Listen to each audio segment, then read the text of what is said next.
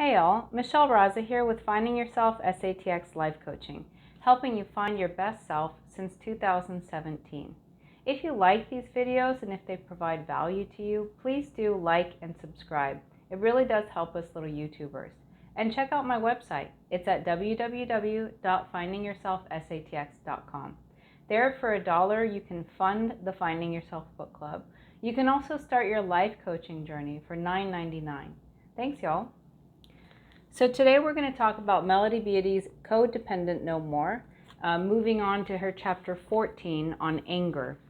And if you remember in some of the previous videos, we had talked about the stages of grief, which start with denial, then anger, bargaining, depression, and then finally acceptance.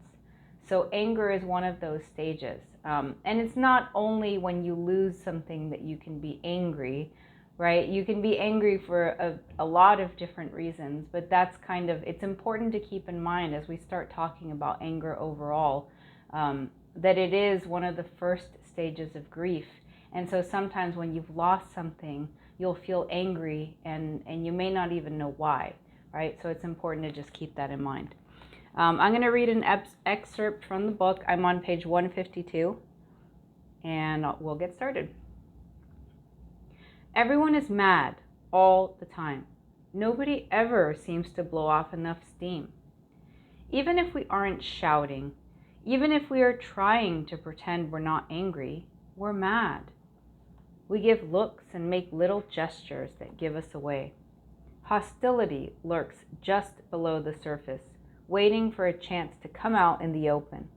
The anger sometimes explodes like a bomb, but nobody ever gets done with it. The alcoholic says, "How dare you become angry with me? I'm the king. I'll get angry with you, but not the other way around." The codependent says, "After all I've done for you, I'll get angry anytime I please." But silently, the codependent wonders, maybe he or she is right. How dare we get angry with the alcoholic? There must be something wrong with us for feeling this way. We deal another blow to our self-worth with a little guilt tacked on. Plus, the anger is still there. The problems don't get resolved. The anger doesn't blow over. It festers and boils. Even with the gift of sobriety or recovery from any ongoing problem, the anger may, and usually does, linger. Usually, it has reached a peak by the time the alcoholic gets help. Nobody, including the alcoholic, can stand the insanity any longer. Sometimes it gets worse. The codependent may learn for the first time that it isn't their fault. The codependent may even feel new anger for having believed for so long that it was. It may be safe for the first time for the codependent to feel and express anger. Things may finally have calmed down enough for the codependent to realize how angry he or she was and is. This can cause more conflicts. The alcoholic may expect and want to start fresh, minus the dirty laundry from the past, now that he or she has begun a new life. So the alcoholic says, "How dare you get angry now? We're starting over." And the codependent replies, "That's what you think. I'm just getting started." Then the codependent may add to his or her low self-worth and guilt another silent, torturing thought. The alcoholic is right. How dare I be angry now? I should be ecstatic. I should be grateful. There's something wrong with me. So the typical angry codependent, right? You gave your life to someone, you've done so much for someone, and they seem totally ungrateful, and they don't even see what you're doing as help, right? They see you as trying to control them. And so part of the journey of this book is allowing those who are able to help themselves. And I think that kind of love is extremely difficult. When you see someone suffering and you know the answer and you know what they could do to help themselves, and you just want to tell them, you just want to shake them, you just want them to snap out of it, or just, come on, wake up. But they won't. And the more that you try to help them, the more they resent you for trying to help them. And so it's a formula to build a lot of anger and resentment, right? You can't really talk through anything because, first off, someone who's on, who's suffering from substance abuse, whether it's substances, alcohol, gambling, right? She has a lot of different examples here. They're going to lie. They're going to lie, and they're going to tell you whatever it is that you want to hear to get you off their back long enough so that they can continue doing the things that they want to do. They will not change until they want to change. And even if they want to change, going in there and doing all the work for them does not help them get there. You have to allow them to take their own journey. And so that kind of love, to be able to love someone and watch them struggle, is very, very, very painful. So I'm not trying to downplay, right, how difficult it is. And the typical angry codependent is angry for a reason. You're not just angry, right, or all the stages, right? You're not just in shock, angry, bargaining, depressed. You're not those things for no reason. You're going through it for a reason. But the typical angry codependent, right, you've been doing so much for this person and they seem so fucking ungrateful. Like, what the hell, right? And so in your own mind, it just makes you angrier.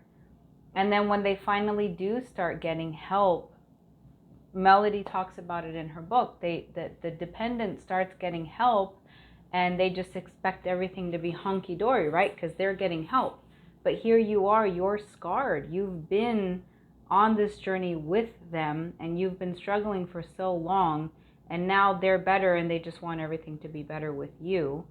And that's not the case either, right? Because there's a lot of hurt and a lot of resentment that's built up over years that you've been struggling with, that now you need to address for yourself. So, yeah, I mean, what comes to mind here for me is the dependent is typically, in Dr. Gibson's language, right? The dependent is typically the externalizer, whereas the codependent would be the internalizer. And so an EIP, an externalizer, that's kind of their MO, right? They act like they're a tornado or they're a hurricane, right? And they're running around causing havoc, and then they're done. And it's like they're just like a kitty sitting there licking its paws after having killed a bird outside or whatever. They don't care. They're not worried about it, and they're okay with other people picking up the pieces. And so a codependent who's been struggling and cleaning up after these people for so long, I mean, the only way to get them to see their mess is to stop picking up the pieces and just allow the mess to be there, right? But that would make anyone angry. That would make anyone frustrated or upset. And so sometimes you just have to extricate yourself, and, whether it's family obligation,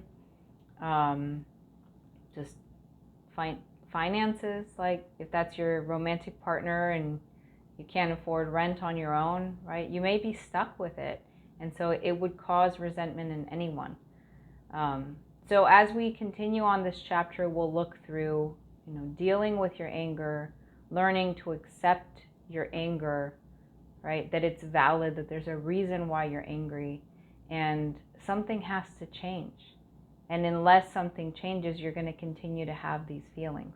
And again, I mean, we've already discussed this, right? But if you just push the feelings away, right, deny your anger, like, oh, good vibes only, like that's not going to help you either, because it's still there. And it'll express itself, with stomach pains, headaches, fatigue.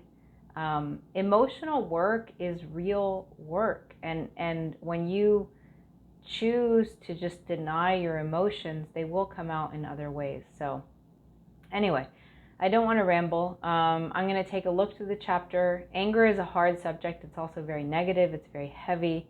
I feel like the whole book has been somewhat negative and heavy. And so I know that you guys that are watching are not going to shy away from it, but I also just don't want to beat a dead horse either. So I'll take a look and see how much we need to cover if we continue on this chapter, if there's highlights or important things I can bring to you in the next video. And then we'll move on. We'll move on to the next section after anger, which is Yes, You Can Think, chapter 15. All right, thank you for spending time with me. Thanks for hanging out with me today. If you're not a subscriber and you want to hit that subscribe link, it'll really help me out. I'm trying to reach the magical 1,000.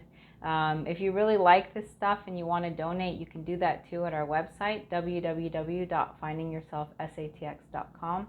And if you want to start your life coaching journey, the personal vision statements are $9.99 each, and the package is $64.99 if you want to just take all 7 of those plus your goal setting.